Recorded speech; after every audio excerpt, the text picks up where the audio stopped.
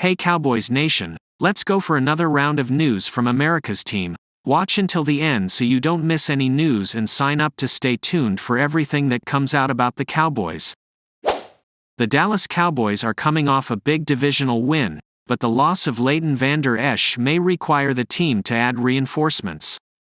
In terms of potential additions, one name that stands out is former Tennessee Titans and Las Vegas Raiders linebacker Jayon Brown.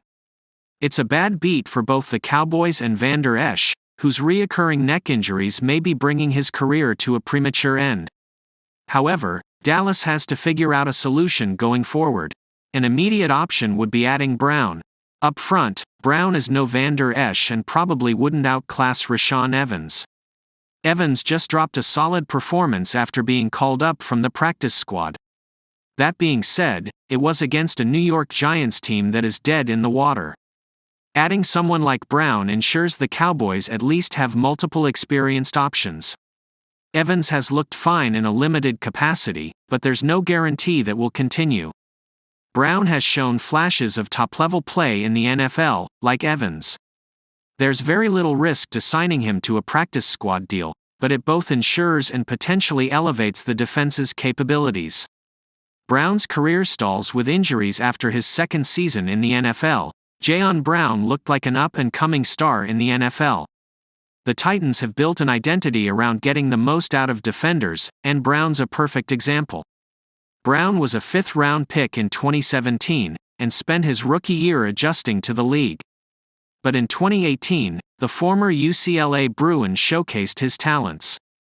According to PFR, the 28-year-old racked up 64 solo tackles, 6 sacks, 2 forced fumbles and 6 passes defended with a pick six. Considering he started just 9 games, that's an insane amount of impact. In nearly every category, Brown was showing up in a big way in the box score. 2019 was also impressive, defending 8 passes and making a pick, as well as registering 69 solo tackles. But the injury bug hit Brown in a major way.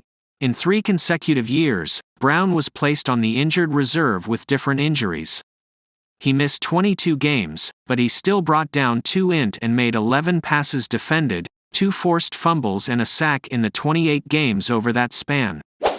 Pro Bowl star could be in the midst of his final season with the Dallas Cowboys. As mentioned by Jess Haney of SB Nation's Blogging the Boys, running back Tony Pollard is not having a good season.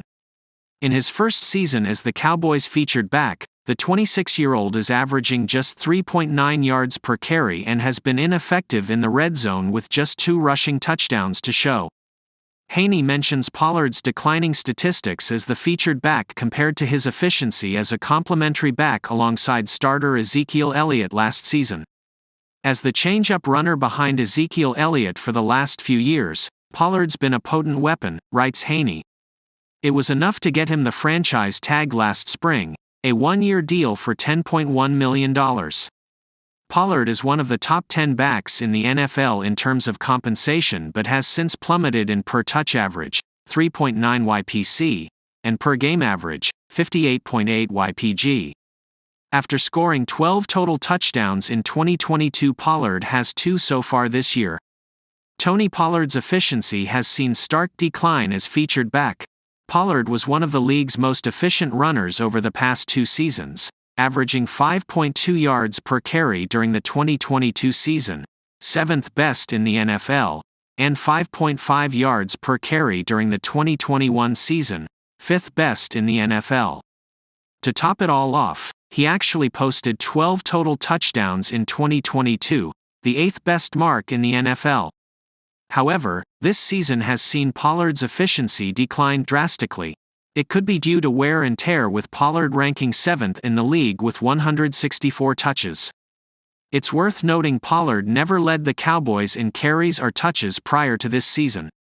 Or it could be the change in offensive philosophy with Mike McCarthy taking over for former offensive coordinator Kellen Moore. Cowboys hold leverage in contract talks with Tony Pollard. Whatever the case may be, the lack of efficiency is working against Pollard as he seeks to gain a long-term contract in the offseason. With Pollard currently playing under the $10.1 million franchise tag, the Cowboys could simply allow him to walk in free agency. Or they could seek to sign him to a cheap deal that brings him back for another season. Long story short, all of the leverage is in the Cowboys' hands, especially when you factor in the weakened market for running backs. Again, the Cowboys could easily move on after this season, writes Haney. They have plenty of reasons to reduce payroll at running back and reallocate that money to other positions.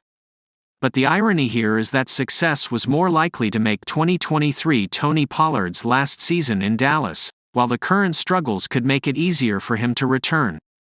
Despite his decline in production, Spotrac still projects Pollard to have a market value of $10.7 million per year across 3 seasons for a total of $32.3 million.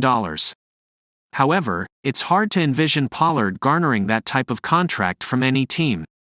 When one factors in that the offseason's biggest running back signing, Miles Sanders of the Carolina Panthers, has completely flopped in his first season with his new team and that Jonathan Taylor has struggled, averaging just 3.8 yards per carry, after signing his 3-year, $42 million extension with the Indianapolis Colts, Pollard doesn't have any leverage. It'll be interesting to see what the Cowboys do at running back in the offseason. They could allow Pollard to walk and draft a young runner, bring back Rico Dowdle as the starter, or simply bring Pollard back at a reduced rate. Despite an impressive 49-17 thrashing of the Giants on Sunday in Week 10, a game in which everything seemed to click for Dallas, there was one statistical blurb that was a bit out of whack. The Cowboys' Micah Parsons played 39 snaps and did not record a stat. No sacks, no quarterback hits, no passes defended. Not even a tackle for Parsons, the leading contender for the NFL's Defensive Player of the Year award. That night after the game, Parsons posted his apparent unhappiness on Twitter, X. "I ain't been this speechless in a long time." When teammate Sam Williams posted a photo of a dog biting a cage with the caption, "No need to free me, I'll break the MF cage," Parsons posted the reply, "Free me then." The implication was that, in light of the quiet showing versus the Giants, Parsons was somehow caged.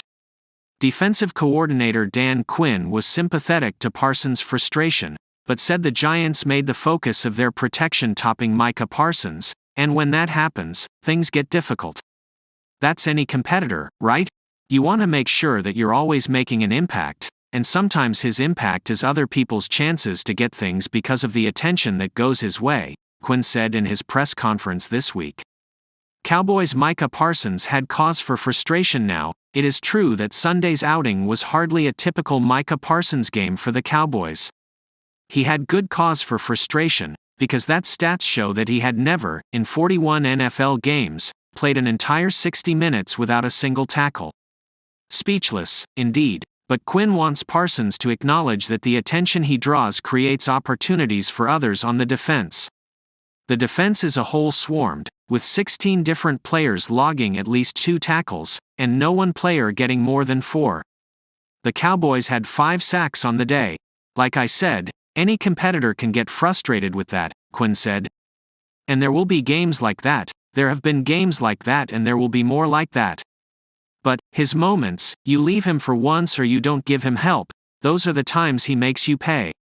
But as any competitor goes, it can get frustrating at times, but those things are out of your control and you gotta keep attacking, and knowing that if this is gonna happen, there's going to be other opportunities for other people and other players, and I think, Sunday, was a pretty good example of that.